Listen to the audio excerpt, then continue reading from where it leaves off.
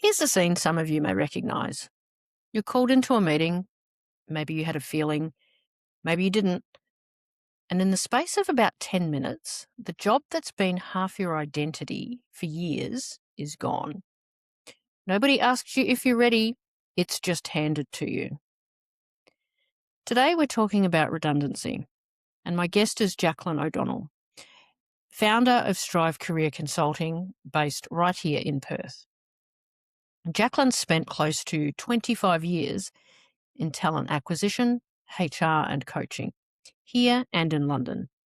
And these days, she's the person sitting across the table from someone on what might be the hardest day of their working life. Jaclyn works one-on-one with individuals, and she also delivers what's called outplacement. That's the redundancy support a company provides when they let someone go. So she has seen this up close, over and over.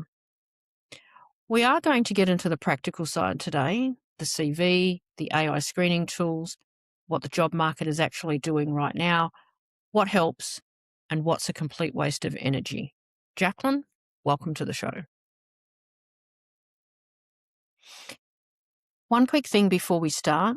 So if this show's ever helps you feel a bit less alone in any of this, the best thing you can do is send this episode to one person who needs to hear it today.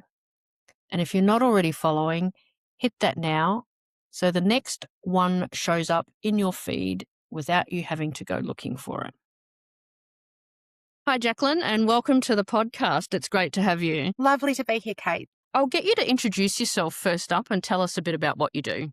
My name's Jaclyn O'Donnell. I'm the founder of Strive Career Consulting. We're based in Perth and we provide career transition coaching, outplacement services, leadership coaching, and outsourced recruitment services to small businesses. I work with both individuals but also consult to an outplacement provider. And they have really large clients across mining, oil and gas, finance, and professional services globally.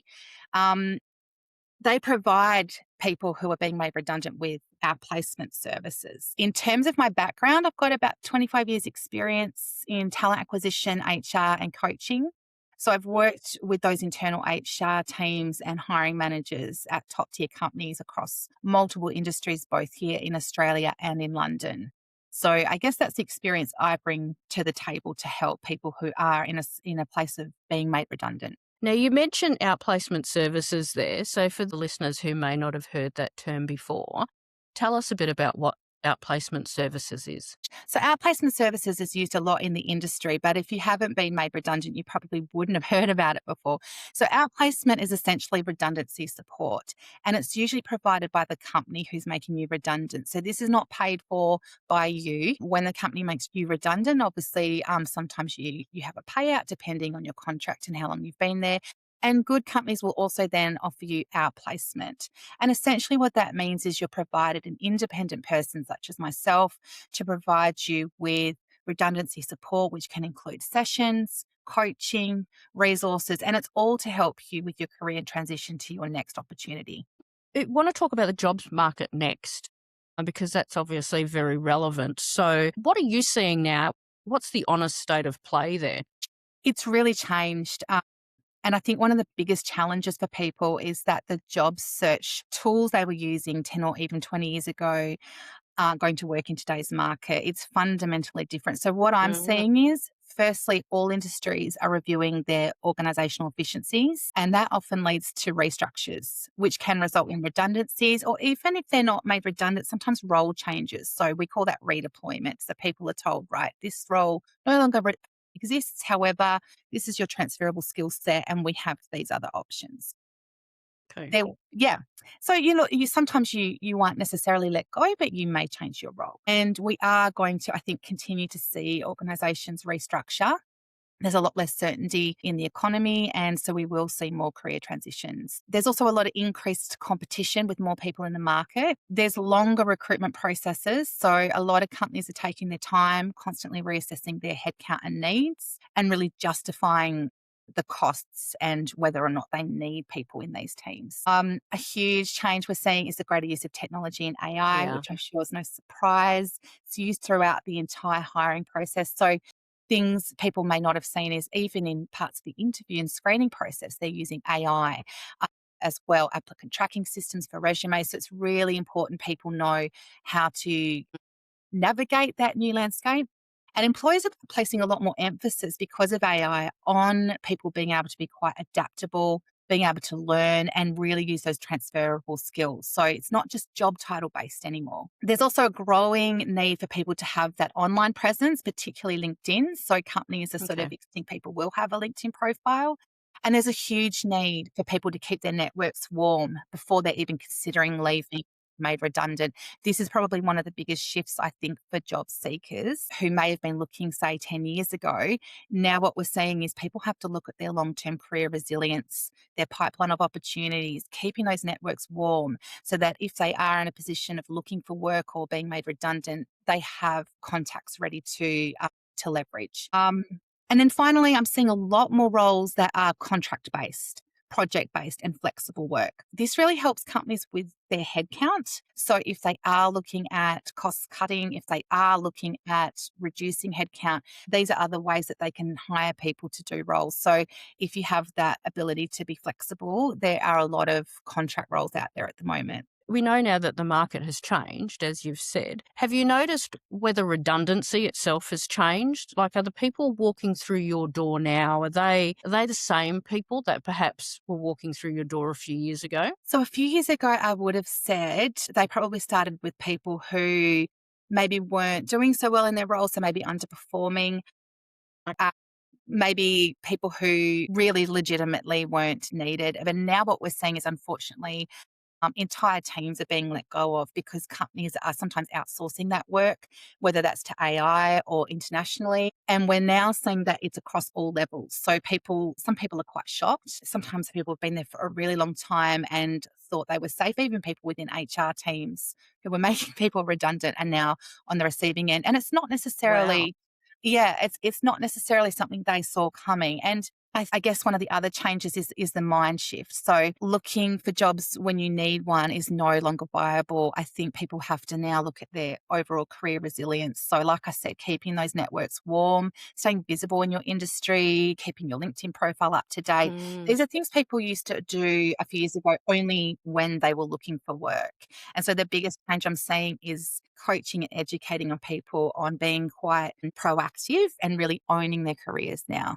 When someone is made redundant, and they first come to you, what state are they in? So what are they feeling when you first see them straight after that initial shock of being made redundant? Yeah, so I guess the day it lands for people can be quite a surprise. Look, sometimes also there's voluntary redundancy. So sometimes people are told, look, we're doing redundancies. Sometimes people put their hand up, so they're quite pleased to have a redundancy. So it's Yeah, not okay. always negative, but for people particularly who don't see it coming or aren't ready to leave, it's not just about losing an income. It's about losing their identity, their confidence, their certainty, and often the future they thought they had planned. So a lot of people have become known as their job titles. I'm the project manager, I'm the HR manager, I'm the finance director, I'm the GM. And that becomes part of who they are and their identity. And in that one meeting, that can change everything. And suddenly the role they've built and their identity disappears. So their question often is, who am I now? And also, what do I do? And that's really what they tend to come to me with is, I don't know who I am. I don't know what steps to take. So that's Right. usually what they first come to me with. That was actually going to be my next question about around identity shift and how people's identity is often wrapped up with the title that they do have, and I can feel a sense of grief and shame around Mm. that. When people do come to you, what do you think is the thing that catches or has caught most of them off guard? I think what catches some people off guard, particularly senior people, is that they simply didn't see it coming and they thought they were really good at their job. So they are taking it quite personally. We're seeing companies now who are making multiple rounds of redundancies, and it is unfortunately very much to do with restructuring in the org chart. It's not Yeah. personal. person, but that doesn't mean it doesn't feel personal. So people who are very high achievers often think maybe they weren't as good as they thought they were. So I sort of tend to see people in three states of mind that come to me. And one of them is that shock and needing that emotional support and motivation and rebuilding their confidence. So it's okay. It's very normal to feel that way, and just getting them to see that they are not just the job that they do. And actually, unfortunately, this decision isn't necessarily a personal one or anything to do with their performance. Redundancy is now what we're saying is it is purely a restructure type of scenario. The second people I see are practically driven, and usually that's to do with financial need. So it's very Mm-hmm. much primary earners, particularly with young families. They are money driven and speed driven. They want the practical tools.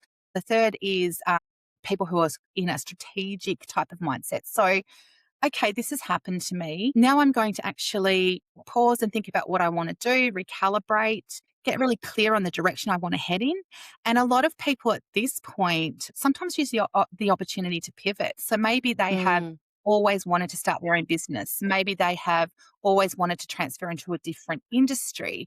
Maybe they actually don't want to work full time anymore. Maybe financially they don't need to. And so this can sometimes be a circuit breaker where they start to assess, what do I actually want to do to move forward? So I meet people at, I guess, uh, different stages of where they are in that initial meeting. And that's where we can look at how we move forward effectively. So I always want to make sure we're purpose led in what we're doing in these sessions. So once that dust sort of does settle, what's the first thing you would walk someone through? Yeah, so look, I guess there's three main overarching stages, and these can take however long for each stage, depending on where the person's at. But the first thing is clarity. And sometimes people want to jump straight to updating their resume, but before you have clarity, it's very difficult to start taking the practical steps. So we Mm-hmm. want purpose-led activity, not just activity. So with clarity, what I'm talking about there is, what do they want to do now? What's changed in the market? Are those Mm-hmm. roles even available now? What motivates them? What are their strengths? What are their transferable skills? And what does success look like in this next chapter? Sometimes for people, it's still working full time in a similar role, maybe a different industry. But for some people, actually, success might be working a 3 or 4 day week, working from home, having more flex. So, what we explore in this stage is looking at the direction and purpose. So, once they're emotionally ready, it's looking at being strategically aligned and clear on their goals. And this Okay. creates what we call their value proposition. So then they know, what am I stepping forward with? What are my transferable skills? What's my value proposition? So what am I offering? Then we move to stage two, and that's where we build up some pace and momentum, and we actually start to take some practical steps. So we look at things like resume development, really clear value proposition. What's unique about you? What are you bringing to the table? What are your Mm-hmm. transferable skills? Is it applicant tracking system friendly? So what I mean by that is, will those systems that these companies are using pick up on keywords? And will you Mm. then make it to the next stage of the process? Making sure people tweak these, that they're aligned to all the roles they're applying for and those industries. And it's not about necessarily about role title anymore. So heavy on the transferable skills and value proposition. Then we also look at LinkedIn optimization. This is really important because if you use the algorithm correctly on LinkedIn, you can be found by employers and recruiters. And also, it's your online brand. So, Yeah. personal branding is very important in this stage. If you are using networking strategies, people may pass on your names. They might not see your resume. They may only look at your LinkedIn profile. So it's very important that's up to date and really well branded. Networking strategies, and hopefully these people have been working on keeping their networks warm, but sometimes people are starting cold. So apart from people here networking and think they've got to attend these awkward Friday night events or conferences, but it's actually really more about connecting with your network, letting people know you're looking at where other people may be moving who have also been made redundant, and leveraging those when you're applying, thinking about who you may know that works at those companies. Then we move on to looking at how today's recruitment process works. So like I said, Mm-hmm. sometimes that's AI interviews, sometimes that's coffee chats where you might prepare what we call a positioning statement. So it might be more of a why are you looking? What are you looking for? And then we also look at more formal interview prep. So sometimes, especially Okay. if HR's involved, they need to be able to present well in a formal interview. And building confidence through this stage is really important. So it's okay to pause and recalibrate if you need to. You might think, oh, I've been looking at these roles and really the salaries in those industries are not what I was expecting. So it's okay to stop, recalibrate. It's important you're moving in the right direction, not undertaking activity that's not effective. And yeah, so it's really keeping the confidence going. Stage 3 surprises people. Stage 3 is actually ownership. So ultimately, I don't want my clients to need me anymore. I want them to step forward with confidence. I want them to own their careers. So this is Mhm. about empowering people. So once they have all of this coaching, hopefully they've got opportunities by then. Hopefully they may have even accepted roles. It's about continuing to build their professional network, staying connected to opportunities, keep learning and adapting, confidently navigating future career changes. So, for instance, if their role is likely to involve new systems, AI, etc., keeping up to speed with those, and recognizing their value. So, recognizing what they bring to the table, not their role title, but what skills do they bring, and not just technical skills, but soft skills. So, a lot of people say, well, in midlife, people might think I'm too advanced, etc. But actually, those soft skills are like stakeholder engagement, leadership, all of that comes with experience. So that's what you're bringing to the table. But really, it's about taking ownership of their long term career. And that's what we're finding gives people most success when they are looking, Mm. is if they've kept those networks warm and they've been nurturing their career along the way. I guess there's a bit of personal introspection there as well, Yes. to really understand perhaps what your next moves are going to be. Is there anything that you find people waste their energy on that perhaps is an old way of doing something that's now, is a bit of a time waste or an energy waste and Yeah. So I think gone are the days of printing out your resume and walking into companies.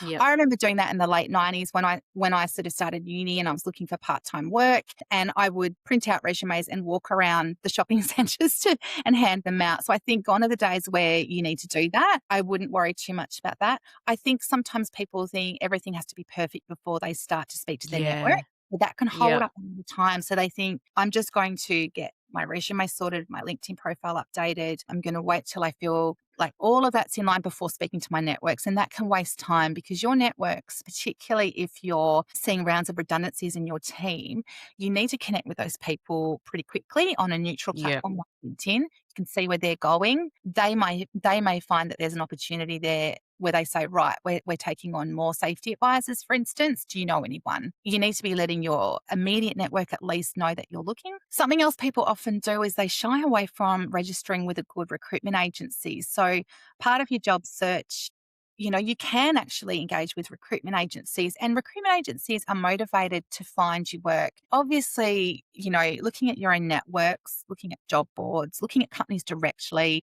is important, but recruitment agencies sometimes also have roles exclusively. So if you're seeing them Mm, advertise, don't be afraid to register with them. The final thing people often forget to do is looking at companies directly. So they yep, think, right, okay. if a role's available, it's on Seek or LinkedIn. That's not always the case though. Sometimes they may have a lot of their roles on Seek and LinkedIn, but if you really want to look at all opportunities, always go to their website, look under current opportunities or careers. It's often called different things. And you can usually use the filters to see what they have available. So a bit of market mapping, writing down, who do I want to work for in particular industries and going straight to their websites. So don't just assume everything's advertised. Yes. So leverage contacts that will get you Yes. access to that hidden job network. And also give you an internal reference. So if you are going into a big pool of candidates and Bob, your contact who you worked with in your previous role, goes to the hiring manager and says, hey, keep an eye out for Mary's application. She's Mhm. fantastic. That gives you another opportunity where the recruiter may then look at you again. They might then ask for that internal reference or tell me more about this person. So really using that internal reference if you can, if someone knows you well enough to Yeah, have worked with you. Yeah. yeah. So I think leverage existing networks there is a uh, key tool that people can utilize to get a foot in the door. Now, you did touch on updating CVs. So for the person who's recently been made redundant that has a CV that's like 20 plus years deep and is really like horrendously out of date, what's the best course of action for them? So first of all, sometimes you'll see people go on because they think I don't know where to start, or this looks really old, and they go sometimes onto platforms and use really nice looking resume templates. But if there's a lots of blocks of color, blocks of text, sometimes applicant tracking systems can view those as graphics. So we just recommend a basic Word doc when you are creating a resume. Word actually has quite a few good templates if you don't know where to start, and essentially, as long as it's neat and the titles are bolded and there's maybe a few page breaks, that's really all you need. Uh, in terms of it being quite long, so what we find is when people do have a lot of experience, they tend to have really, really long resumes. So if you're saying that your resume is 5+ pages, I would be reducing that down. So really what we're Okay. wanting is the most important information. So in terms of prior roles, sometimes what I recommend is what we call a prior roles section. So roles from say a decade or so ago, you could simply be saying, the role title, the company and the dates you worked rather than all your responsibilities, etc. And then in your most recent roles, you would then have more information about what you did and also your achievements. So Hmm. achievement-led resumes do very well. So it's not just, for instance, I looked after recruitment end to end. I also improved retention by this percentage. And so, what that helps employers do is see the value add that you've created, as well as your employment history. What they're really looking for is your value proposition. So, sort of what we call an exec summary at the beginning to summarize your experience and really highlight what you're bringing to the table. And then a really strong transferable skills section. I don't want to sort of complicate it too much, but if you've ticked all those boxes, those are really the basics, I think, of where to start.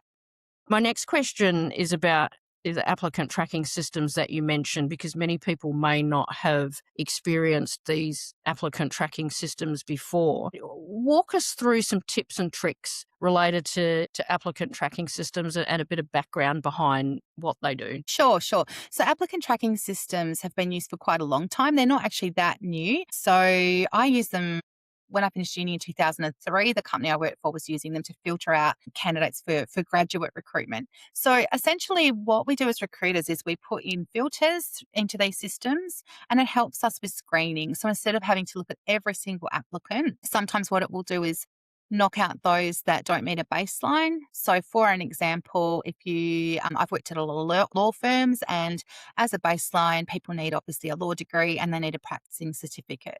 So, if an applicant doesn't have those things, they will automatically get a rejection email. Now, if you've done a Hmm. resume and you have those things, but they're not on there, or they're maybe in a block of color and the applicant tracking system doesn't read them, you can see how you can quite easily be knocked out, Yeah. and it's obviously not great because if you do have those things, you want to make sure they're showing up in the system.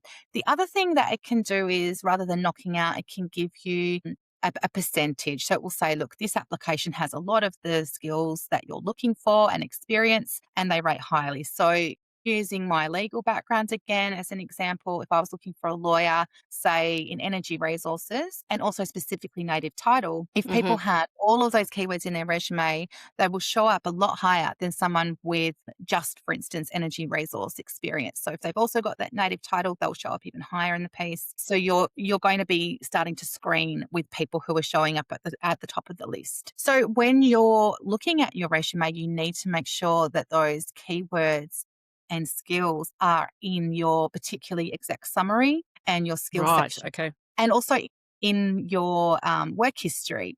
Um, a good way to do this is to look at the job ad and look at what is the essential criteria, what is the desirable criteria.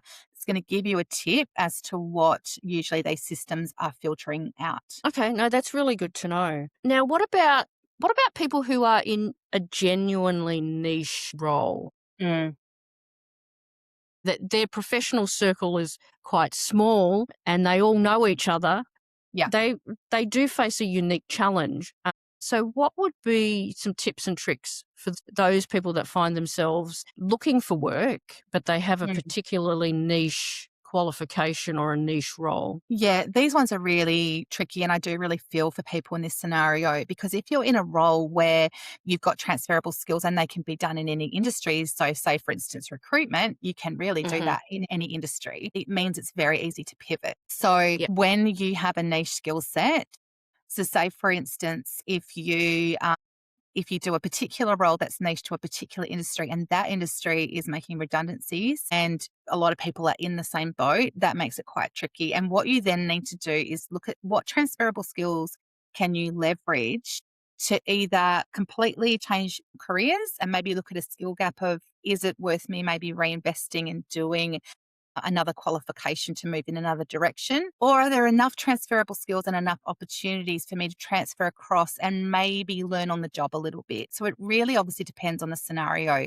If it's a case where, and unfortunately with AI, we will see this happen, where jobs are just simply not available anymore. It might be that AI has Mm. replaced your job and it's automated and there's no transferable skill set that's going to work. You may then have to look at reskilling. And that Yeah, doesn't okay. necessarily mean then going and doing a university degree. It might be doing postgrad studies. It might be doing even courses at Australian Institute of Management. And it can also be learning on the job. So sometimes companies will say, okay, technical skills, soft skills, and background, we can actually then take those and show you what to do with your skill gap on the job. So it's being very clear about highlighting those in your resume and having a really strong cover letter that talks about where you do fit the bill. So, what experience you do have, the skills that you have, and then how you plan to close that gap. So, it might be that you're currently undertaking a cert in a particular area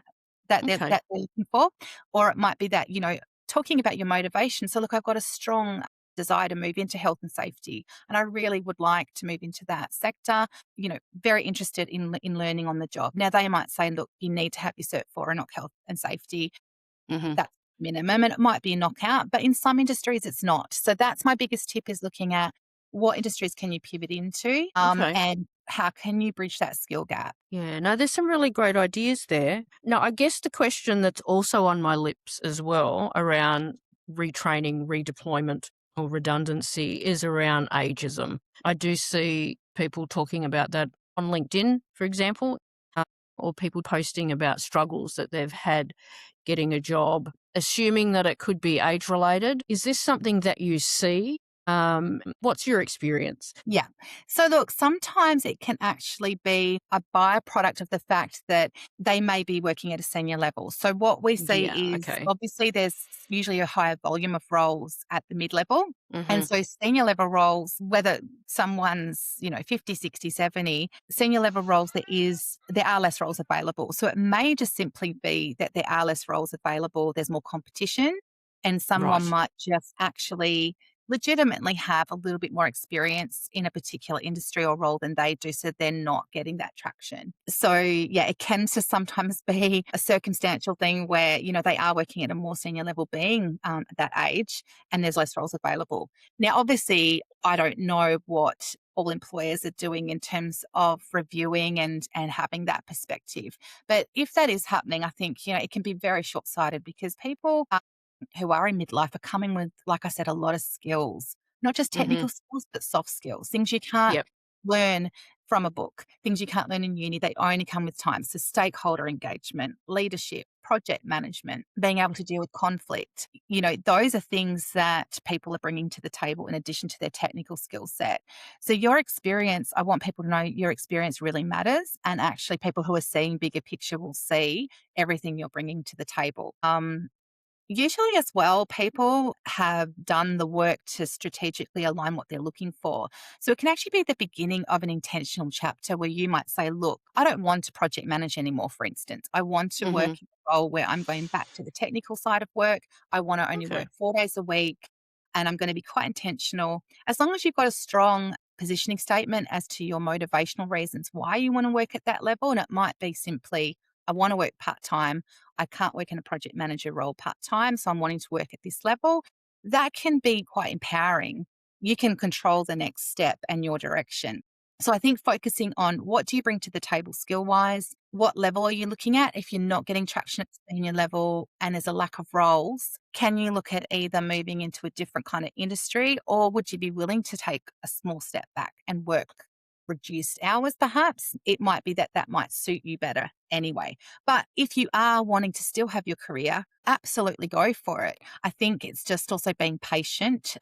Mm, That roles at that level are few and far between. And obviously, I'm in my mid 40s now, and I'm certainly seeing that, if I wanted to step back into, say, a recruitment manager level role, there's not as many of those around as there are recruitment consultants. So I know it would right. take a lot more time. So that traction, it might simply be that you need to be patient and keep at it and keep at the activity and keep that motivation going. Yeah, no, that's some really good advice there. If someone who's listening has just recently been made redundant last week and feels at a complete loss and completely adrift, what's the one thing that they could do this week? Connect with someone and go and have coffee with them. Yeah. And what this is going to do, not only potentially plant some seeds for future roles, it's going to build their confidence and it's going to give them intel.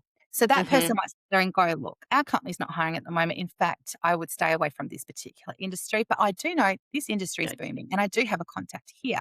So you can get a lot of intel. You may also find a role out of it. They may pass on your name and it's going to build your confidence. It's going to get you out of the house. It's going to get you suited and booted and going and having that conversation with someone, and for them to remind you what you bring to the table. People often can have a loss of identity and a lack of confidence when they're made redundant. So I think going and meeting a trusted person, someone you can also tell how you're feeling, Yeah. and then Yep. get that intel and potentially a contact. And it could be that it happens in a couple of months' time, but it's still an activity and it can still push you forward. For people that you see coming out the other side, what do you think has surprised them the most? I think what people get surprised in is their resilience. I think, especially senior people, where it does take a few months or so to find work.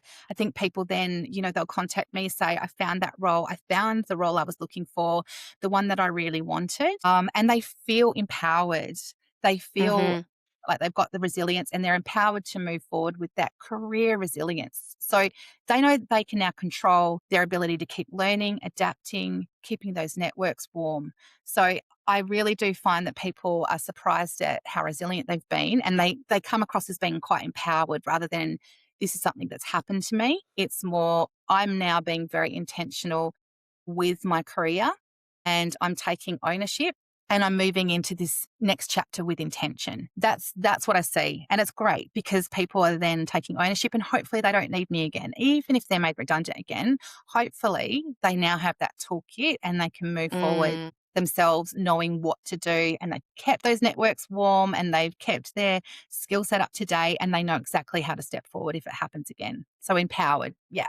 If you were to distill this down to one key takeaway, so one memorable thing that someone needs to hear, what would that be? Redundancy is something that happened to you. It's not who you are, and you are Yeah. more than your job title. Absolutely more. That's really what I want people to take away from this. And that's whether or not they decide to pursue other interests or move forward with the same career, different career. They are more than their job title. They come with Yeah. skill set, experience, qualifications. And work is not the be all and end all at the end of the day. Yes, obviously financially, some people have to work, but at the end of the day, redundancy is not something that has happened to you and it's not who you are. That's a great key piece of advice. You also have your own consultancy. So if somebody wants to get in contact with you, how can they do that? So the best way to find me is via email. So I can give you my email address. It's Jaclyn, which is Jaclyn at Yep. strivecareer.com.au. I'm very responsive. And like I said, obviously, I do work with individuals as well as servicing quite large companies who are obviously paying for these services for the people who they are making redundant. But if you are wanting to get in touch and have some personal coaching, you can absolutely email me at my Strive Career address. Thank you very much, Jaclyn, for spending some time with me today to talk about all things redundancy. I do think it's a really important topic. It's extremely disorienting and can be quite scary for them facing the Mm, unknown. I also think that we need to take the shame away from talking absolutely. about it, because quite a lot of people feel so ashamed having been made redundant when it's no fault of their own. And as you said, Mm, redundancy is something that happens to you. You are not defined by it. So it's yes. been great chatting to you. I've certainly picked up a few tips and tricks there. Good. We'll summarize these in the show notes for the listeners. But once again, thank you very much for joining me today. No problems, Kate. And thank you so much for the invite. That line is going to stay with me for a while. Redundancy is something that happened to you. It is not who you are. And I want to add one thing to that because I think it matters. We need to take the shame out of this conversation. So many people I know have gone quiet after a redundancy and treated it like something to hide instead of what it actually is, a restructure, a decision made in a room they weren't even in, nothing to do with whether they were good at their job. You are not your job title. You never were. It just felt that way for a while because the job title was doing a lot of the talking for you. If you're sitting with this right now, if the letter landed last week, or it's been 6 months and you're still finding your feet, I hope today gave you something to actually hold on to. Not a 5-step plan, just permission to be exactly where you are, and the reminder that the person underneath the title was always the more interesting one anyway. Jaclyn, thank you so much for your time today and for the work you do with people in exactly this spot. If you'd like to get in touch with Jaclyn directly, her details are in the show notes. If today stirred something up for you, Beyond Blue is available on 1300 224636 day or night. I'm Kate. This has been Unfiltered and Unbound. Go and be a little bit unbound this week, and I will see you next time.